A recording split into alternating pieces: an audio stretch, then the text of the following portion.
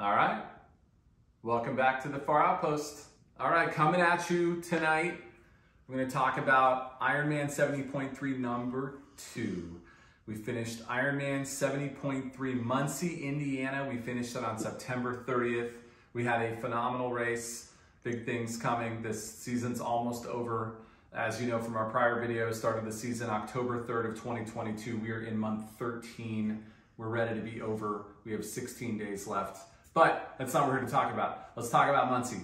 So a couple things I want to cover first. This will be a quick video, but what's where we're at. So we finished Chattanooga. You've seen that video. We went to Ohio next on July 21st, and we did not succeed at Ohio. So what happened was we came back from Chattanooga. I felt invincible. I doubled the plan. So when my coach wanted 12 hours, I gave him 14. When he wanted 14 hours, I gave him 15. When he said take a deload week and only do 8, I did 11. And I basically just fried myself. I just went until the wheels fell off. And when I got to Ohio, I had no energy and I wasn't able to perform. So I came back, I talked to a bunch of mentors and a coach, and they sat me down and basically said, you're not doing anything for 2 weeks. Don't do anything, right? Burnout's a real thing in endurance sports. Come back when you love it, and then do the program as prescribed. No extra work. So we learned a little bit about limitations of, a late 40s age grouper, novice athlete, and we learned a lot about listening to the professionals that you entrust with your care. So we came back then on July 21st. We took a few weeks off. We got back into it, bunch of open water swimming, bunch of normal triathlon workouts. We re-energized, and we went to Muncie with the idea of proving that we love this sport. So two things happened. One other thing that's different, we went to a Garmin Forerunner from the Apple Ultra Watch. This will track the entire triathlon all the way through. You get phenomenal data. I'm not sponsored by Garmin, but I would definitely recommend, if you were going to do that, to go with Garmin. The other thing we changed was we changed race day nutrition. In Chattanooga, we were taking homemade sandwiches and taping them to the top tube of the bike. We switched to Uncrustables and candy bars, basically, and it was perfect. So now that you kind of know what happened with Ohio and what we changed technology-wise and nutrition-wise for the event, let's talk about the actual event itself. We got a personal best in every single area. We PR'd the swim, we PR'd transition 1, we PR'd the bike, we PR'd transition 2, and we PR'd the run. The only thing we didn't PR was the food tent afterwards. So here we go. We'll get into it. For the swim, it's a reservoir swim. We swam there one time before the race, and we swam a bunch of times at our local lake, so we understood kind of the water and the wake and a little bit of kind of what we were up against with chop and such. And we also understood the temperature. A lot of people complained about the reservoir for that race being cold. It wasn't. On the day that we were there, it was perfect. It was like bath water, 73 degrees or something like that. So we got in. I swam it the whole way, only breathing on my right side because the chop was to the left. So if I had breathed that way, I would have been drinking water. So I only breathed to the right. The water hit me in the back of the head. We were fine. I had a couple of rough interactions with other swimmers, but nothing that is out of the ordinary.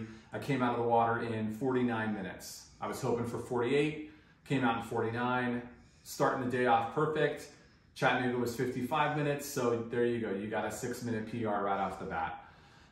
Ran up the beach to the bike rack, got on the bike rack with 2 Uncrustables.